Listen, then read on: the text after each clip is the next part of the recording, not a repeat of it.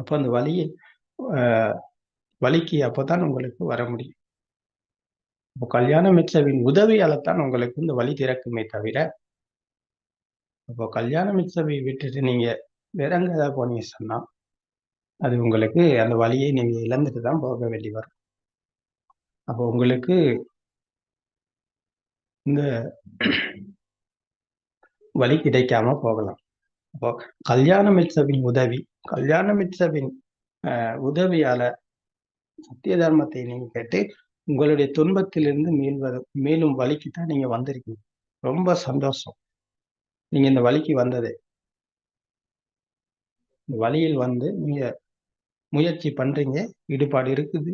இல்லன்னு சொல்லல. அது இன்னும் இன்னும் அதிகமாகணும். இன்னும் இன்னும் உங்களுடைய முயற்சி தேவை. ஈடுபாடு தேவை. அப்போ உங்களை வெல்ல யாராலும் இந்த உலகத்துல இல்ல. உங்களை துன்பத்தில் ஆழ்த்த, உங்களை வேதனைக்கு உள்ளாக்க இந்த உலகத்துல யாராலும் முடியாது. இந்த உலகத்துல அப்படி ஒருத்தர் உங்களுக்கு துன்பத்தை கொடுக்க முடியாது.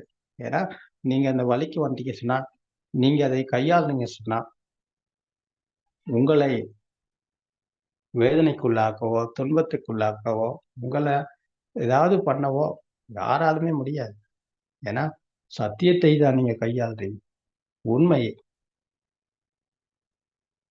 அப்போ இந்த முயற்சியை நீங்க விடாம முயற்சி பண்ணணும். ஆரம்பம் மட்டும்தான் விடாமுயற்சி தேவை. அதுக்கப்புறம் அது ஒட்டோவா அது எங்களிடம் சேர்ந்துடும். ஆரம்ப நிலைக்கு மட்டும்தான் இந்த முயற்சி முக்கியமா தேவை. அதன் பிறகு அதை உணர்ந்ததன் பிறகு அந்த உணர்வின் வழியாத்தான் எங்களுடைய பயணம் மேற்கொள்ளப்படுகிறது. சத்தியத்தை உணர்ந்தவர், சத்திய ஞானம் அடைந்தவர் ஒத்திய ஞானத்துக்கு வருகிறார். அதாவது மனம் உருவான விதம் பற்றி புரிந்து உணர்ந்து பிரத்யட்சம் அடைந்தவர் சத்திய ஞானம் அடைகிறார். அப்போ அவருக்கு நடப்பது கிருத்திய, அதாவது மனதில் மீளும் வழி. அப்போ கிருத்திய ஞானத்தின் மனதின் மீளும் வழியில் பயணிக்கும் போது அவருடைய கிருத்தக் ஞானம் என்கிற மனதின் மீளல் என்பது நடக்குது. அது அந்த ஆசிரவ இலஸ் என்கிற ராகதேச மோகம் இந்த தீ அணைந்து அணைந்து போகும் நிலையை அவர் உணர்கிறார், கையாளுகிறார், காண்றார். இது எல்லாமே இந்த ஞானத்தின் வழியாகத்தான் நடக்குது.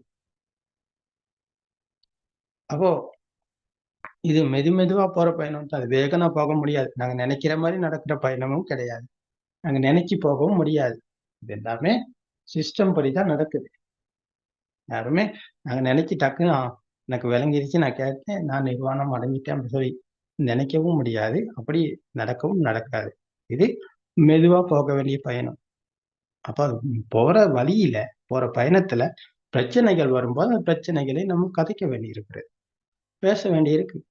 பேசினால்தான் அந்த இடத்துக்கு வந்து எங்களுக்கு மீண்டும் மீண்டும் போக முடியும். அப்போ மீண்டும் மீண்டும் போகும்போது அது கொஞ்சம் கொஞ்சமா போக போக போக போக அவ எங்களிடம் இருந்து அந்த ராக தேசமான இந்த ஆசிரவ கெலஸ் என்ற அது கொஞ்சம் கொஞ்சமா தான் அழிஞ்சு தணிஞ்சு போகும்.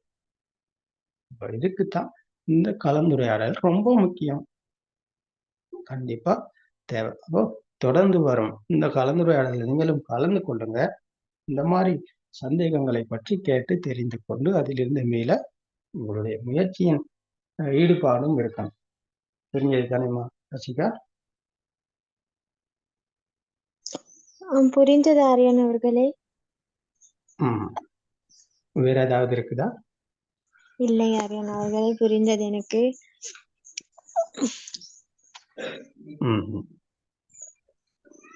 சரிங்க. தெருவன் சரணம். தெருவன் சரணம் ஆரியன் அவர்களே. தெருவன் சரணம். நாகராஜன் அவர்களுக்கு என்ன சரி பிரச்சனை இருந்தா பேசலாம். திருவன் சரணம். தெருவன் சரணம். அம்மா அடுத்த வாரம் கேட்டுக்கிறேம்மா.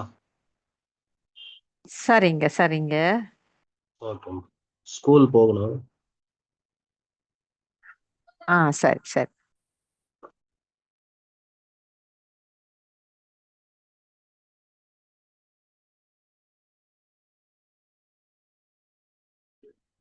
திருவாசகம் சம்பா அவர்கள், நீங்க என்ன நினைக்கிறீங்க? இந்த விளக்கத்தை பத்தி உங்களுடைய கருத்துக்கு ஏதாவது இருந்தா சொல்லலாம் நீங்க. நீங்க நல்ல விதமான ஒரு எக்ஸ்பிளனேஷன் செஞ்சது அது சத்தியம்தான். நான் எங்களுக்கும் இன்னும் ஒரு நேரத்துக்கு அந்த மனதின் மாய்க்கு பிடிப்பட்ட அப்புறம் நான் இங்க இது நான் தானேன்னு ஒரு நிமிஷத்துக்கு ஒரு எண்ணம் வருது. அது இருந்தாலும் கொஞ்ச நேரம் போன அப்புறம் டக்குன்னு அது தெரியுது. இது இந்த உலகம் சத்தியம் இல்லை தானே, இது பொய் தானே, இது மனதுல தானே இருக்கு. அப்ப இந்த இந்த லைட் அதோட இந்த லைட்னால நாங்க இந்த உலகத்தை கண்ணால கண்றது, காதுனால இந்த அந்த சத்தம் கேட்கறது. அப்ப ஒரு ஒரு ட்ரக் சரி என்ன சரி போற டைமுக்கு டக்குன்னு அது வருது. அந்த அந்த சத்தம் ஒரு ட்ரக்ல சத்தம் அப்படி வருது. அது நாங்க சின்ன காலத்துல இருந்த எங்க அம்மா அப்பா டீச்சர் அவர் எல்லாம் போட்டுக்கு மிச்சம் இந்த டேட்டா இருக்கு தானே எங்க தலையில. அதனால தானே இந்த உலகம் எங்களுக்கு அந்த சின்ன புள்ளை மாறி பேச எல்லாமே இருக்கு. சின்ன புள்ளை ஒரு விதமான பிரச்சனை இல்லாம இந்த வேர்ல்டு நல்லா பாக்குறாங்க தானே. சின்ன புள்ளை இன்னொரு சின்ன புள்ளையோட சண்டை பிடிச்சாலும் இன்னும் கொஞ்ச நேரம் போன அப்புறம் அங்க அவங்க 2 பேரும் சுருக்கா கூட்டாளி வரும் தானே. அது அவங்களோட மனத்துல அந்த இந்த உலகம் பிடிப்பு அவ்வளோ இல்லை. அப்ப அதுதான் இந்த எல்லாம் பிரச்சனைக்கு இருக்கிற ஒரே ஒரு வழிதான் இங்க நான் இல்லைன்னு பாக்குறது. அப்படி சொன்னாலும் இந்த பொடியில நான் இல்லை தானே. அப்புறம் அதனால தானே நாங்க சாவுக்கு அப்புறம் இந்த பொடி இந்த உலகத்துல போட்டு தானே போறது. இங்க நான் இருந்தா அதோடு போகணும் தானே. அப்படி ஒண்ணும் வராது தானே. அது மாத்திரம் எங்களுக்கு அது மாத்திரம் எங்களுக்கு நல்லா புரியறதுக்கு இந்த பொடியில நான் இல்லைன்னு. அப்புறம் இந்த மனசுங்க அப்படித்தானே ஒரு ஒரு எண்ணம் வருது, அது சுருக்கா போகுது, இன்னொன்னு வருது.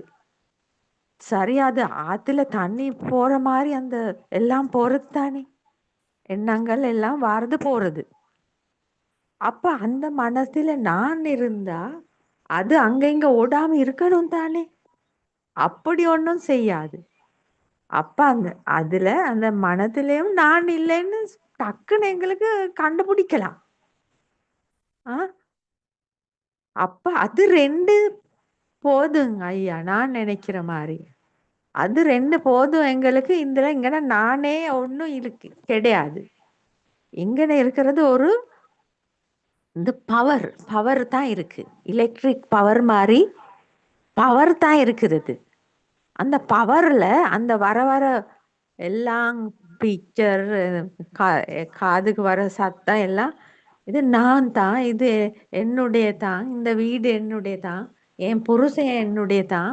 அப்படி பெரிய பிடிக்கிறது எனக்கு. அது இதெல்லாம் இந்த ரசிகா மிஸ் சொல்ற மாதிரி எல்லாம் எனக்கும் இருந்தது. இப்ப அந்த பிடிப்பு இல்லை தானே. அது புதுமமாயிருக்கு எனக்கு. அந்த பிடிக்கதான் அந்த கவலை வருது. அப்படித்தானே ஐயா?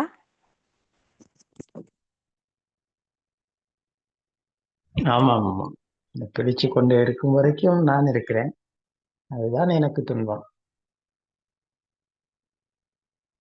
அந்த பிடியில் இருக்கும் வரை நான் இருக்கேன், அப்ப அதுதான் எனக்கு துன்பம். அதுதான் எனக்கு நான் வச்சுக்கொள்ற வேட்டை. அதுதான் அங்க என் ஹஸ்பண்ட்க்கும்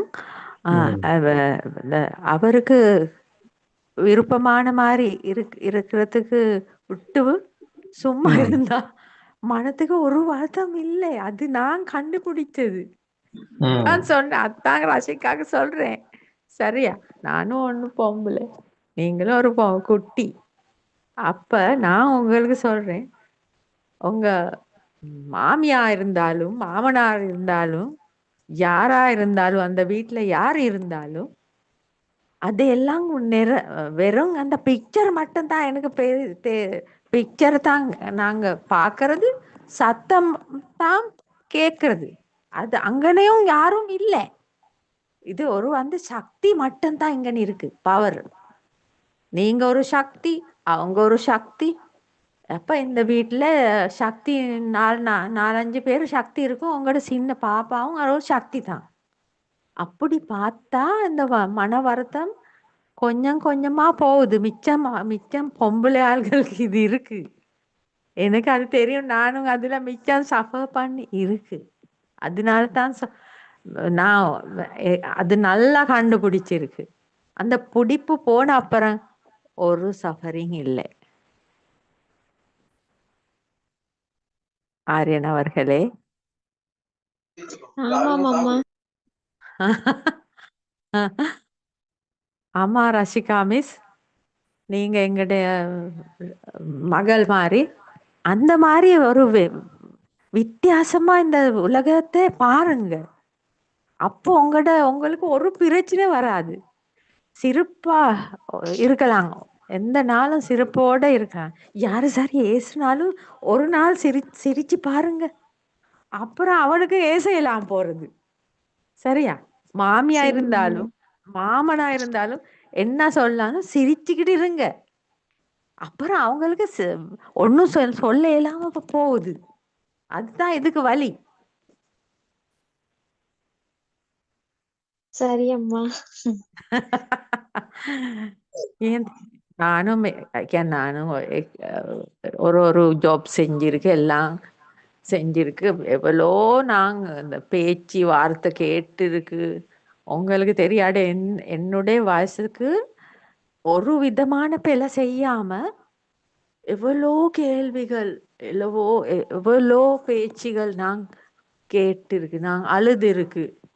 இந்த உலகத்தையே எனக்கு ஒரு வித்தியாசமா நான் பார்க்கறது அதுக்கப்புறம் தான். இது என்னடா, என்ன செஞ்சாலும் நல்லா செஞ்சாலும் ஏசுறாங்க, பேசினாலும் ஏசுறாங்க, வாய் மூடி இருந்தாலும் ஏசுறாங்க. அப்படிதான் இந்த உலகம். நாங்க அதுக்கு அட்ஜஸ்ட் பண்ணா எல்லாம் முடியுது.